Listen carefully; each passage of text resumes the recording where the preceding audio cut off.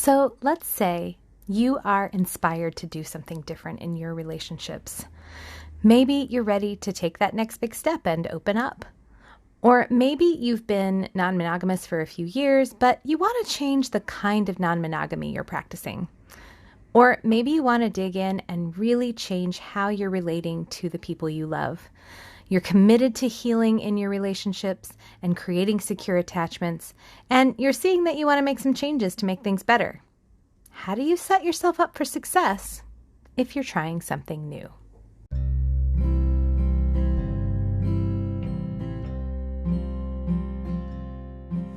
Welcome to Making Polyamory Work. Hi, I'm Libby Sinback, and I want to thank you for joining me today. I'm a queer polyamorous mom and a relationship coach, and I'm here to help you if you're feeling stuck, if you're struggling, if you want to make your relationships more nourishing, more functional, more authentic, and full of love. On this show, I dive deep into what actually makes polyamorous relationships work because relationships are at the core of our well-being as humans. I think love is why we are here and how we heal. I'm really looking forward to the conversation, but before we dive in, I have some stuff to say. First of all, you guys, this is my first podcast, and wow, I am just seeing how many of you are out there listening, and I'm so excited. Hello to everyone out in the world. Hello to folks in New Zealand and Sweden and Mexico and Romania and Schenectady, New York. If you found me via the Normalizing Non-Monogamy interview that just came out, welcome. I hope you'll stay a while. If you haven't heard of Normalizing Non-Monogamy, it's a great podcast, and I was on an episode they released last week. I talk a lot about myself and my personal story, so if you're curious about that, I encourage you to check it out. Some announcements for y'all. If you are outside the DC area and would like to be able to meet me in person, I'm excited to tell you that I am teaching a workshop on consent at Poly Living, which is a conference that's happening in Philadelphia in February. I'm also teaching 2 workshops on secure poly relationships at Winter Poly Wonderland in West Virginia, also in February. And I'm teaching a workshop on conflict at Southwest Love Fest in Arizona in April. For those of you in the DC region, I'm hosting an evening of platonic cuddling on December 15th, and you can find details about that on my Facebook page. I currently also host a monthly discussion group on polyamory in Alexandria, and the next one is on December 11th, and we're talking about codependency. Info on that is also on my Facebook page. I'm also planning to start an online version of that discussion group starting in January. The topics will rotate and we'll be meeting on Sundays. If you're interested in participating in that, please send me an email at libby@libbysinback.com. I'm going to only open it up to about the first 24 people who sign up, so if you are really interested, please get in touch. Okay, that's all the announcements for now, and now let's dive in. So how many of you have had the experience of trying something new only to have it go terribly? Have you? I have. What did you do then? Did you stick with it, or did you give up and decide after one try that it just wasn't going to work or it just wasn't for you? So I've been a swing dancer for 20 years now, and I remember the first time I went to a social dance, I think I actually fell down on my butt several times. But of course I kept at it, and now a song can come on, I can grab a partner, and I can just dance without even thinking about it. In terms of relationship skills, I remember when I was first learning how to do active listening, which is this thing where you reflect back what the person you're listening to is saying to you in order to demonstrate your understanding and also just really focus on what they're saying instead of formulating your response, which is what a lot of people are doing when they're listening. They're like half listening. So active listening is really just focusing on the person and then reflecting back what you're hearing. It's a great communication tool, but when I was in the middle of a heated discussion with one of my family members at the time, I tried to pull out this active listening, and the family member just looked at me and said, "Don't talk to me like a therapist." And I felt so discouraged and embarrassed. But here's the thing. When you try something new, you may fall flat on your face. But does that mean that the thing you're trying doesn't work? Your answer is probably no, no, of course not. But I can't tell you how many times I offer a client of mine something new to try in their relationship, and they try it once and then complain that it didn't work and just throw up their hands, feeling helpless. As we get older, I think we start to forget how to practice new things. We have become so capable at so many things that maybe feel so basic to us now that we've forgotten that once they were really hard. I mean, can you remember when you were young and you had your first crush and how awkward and uncomfortable that feels? Okay, well, now that might actually feel really present to you at the moment. That might be a bad example. I regularly see polyamory memes about how awkward we still are around our crushes. So, okay, but like, do you remember when you were even younger and you didn't even know how to make a friend? I mean, have you seen little kids try to make friends with each other? They just go up to each other and they go, "Hey, do you want to be friends?" And it's so sweet and guileless, but it's also kind of awkward.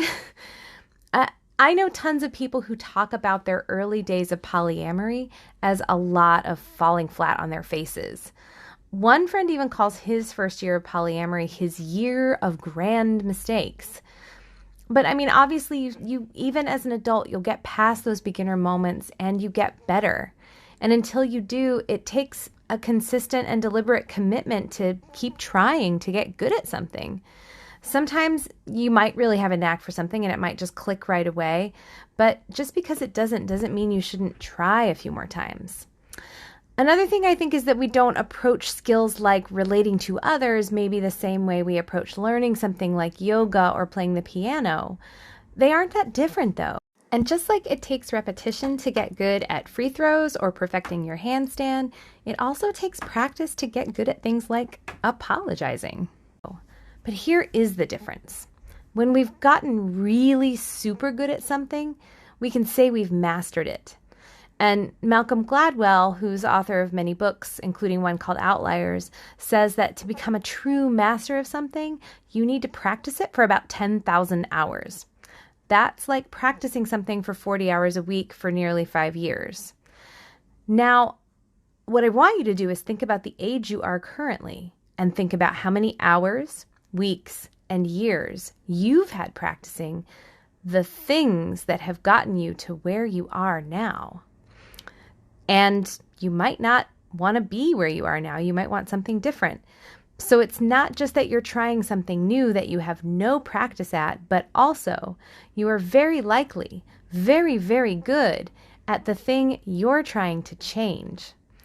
We come into adulthood with so many broken scripts about relationships and monogamy and conflict and communication and love and gender and sexuality. And we not only have to learn new ways of doing things, but we also have to unlearn what we've been doing since before we were old enough to choose. It's like learning a new language. It's complicated and it can get compounded if you're trying to change a set-in pattern that exists in a relationship that you're in. Because that's a dance that both of you are participating in and reinforcing and maintaining. And you can change the dance by doing some different steps. You can change the whole dance for both of you. But also, you're probably going to trip over your feet and then over your partner's feet. And then your partner might do their move that might cause you to do your move. And again, it becomes self-reinforcing. You're probably going to fall back into old patterns when you're trying something new because those are the ones that you have practiced so well that you know them by heart and they're in your muscle memory. Because of how I was raised, by the time I was an adult, I had a lot of practice being hypercritical of myself. I had a lot of practice saying whatever was in my head with no filter, and I had a lot of practice being right in every single argument and getting the last word. I turned these things around for myself, mostly.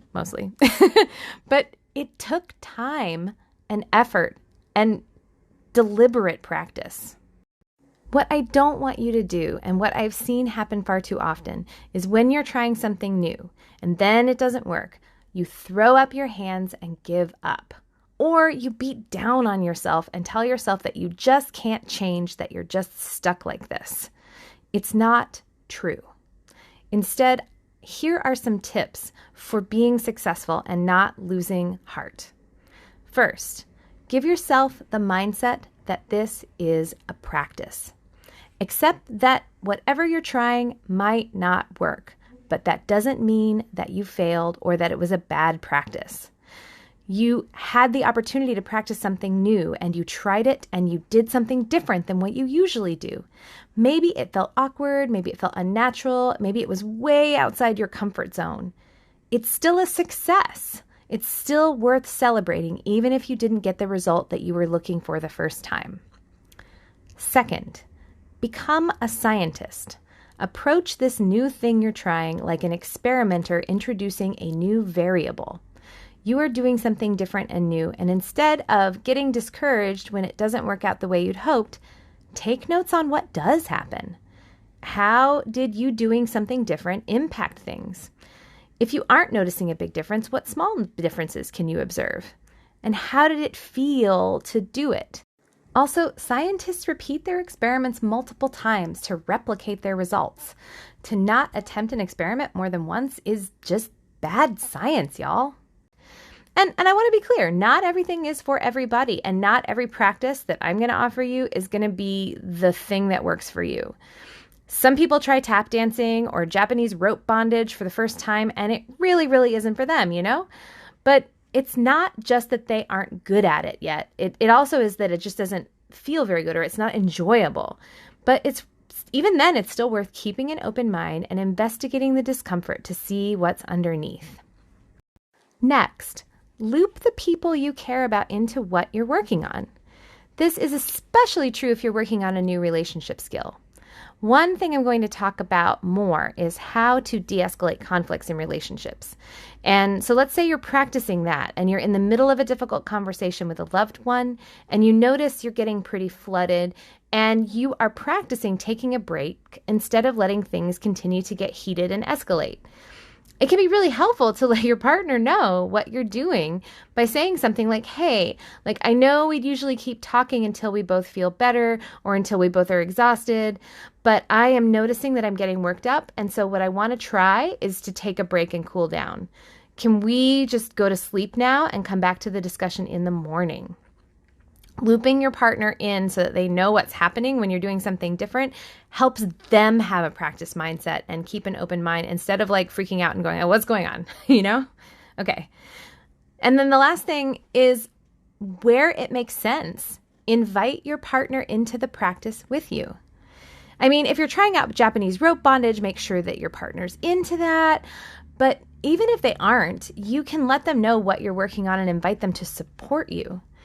An important thing here is to invite them. Don't pressure them or demand that they join you or get on board with whatever you want. But especially if it's something you're working on to be a better partner, it can help your partner to know how they can best respond that would be supportive.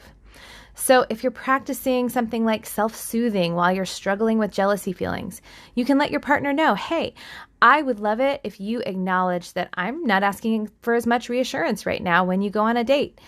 Though when you're inviting your partner to help you, make sure that you keep the feedback constructive and really just try to appreciate them if they try.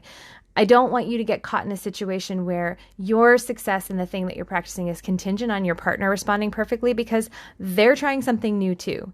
So keep the focus as much as you can on your part and ask them for feedback on how it's working for them.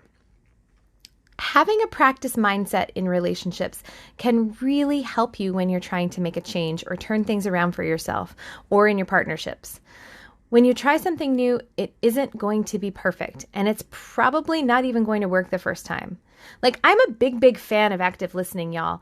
And if you don't know what I'm talking about, don't worry. A podcast is coming soon about it. But if you've never done it before, it feels awkward, and nobody teaches you this stuff.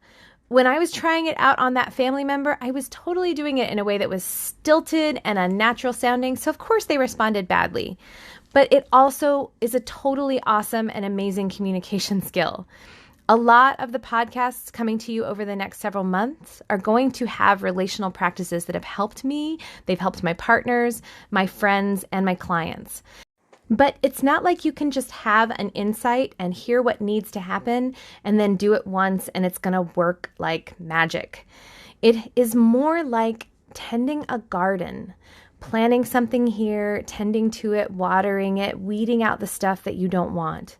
Over time, the practices that I have planted in my life have borne amazing fruit, but it takes time. And I know the same can be true for you if you have a practice mindset.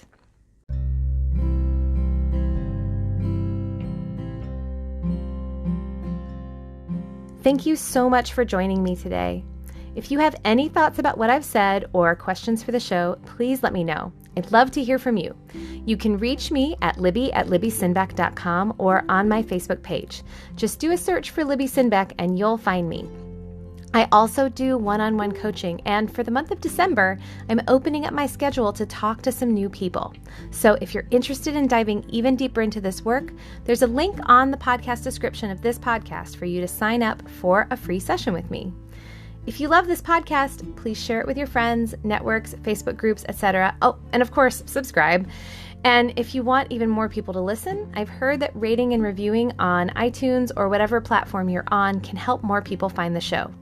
Thank you so much for being with me today, all of you everywhere, and I will see you soon.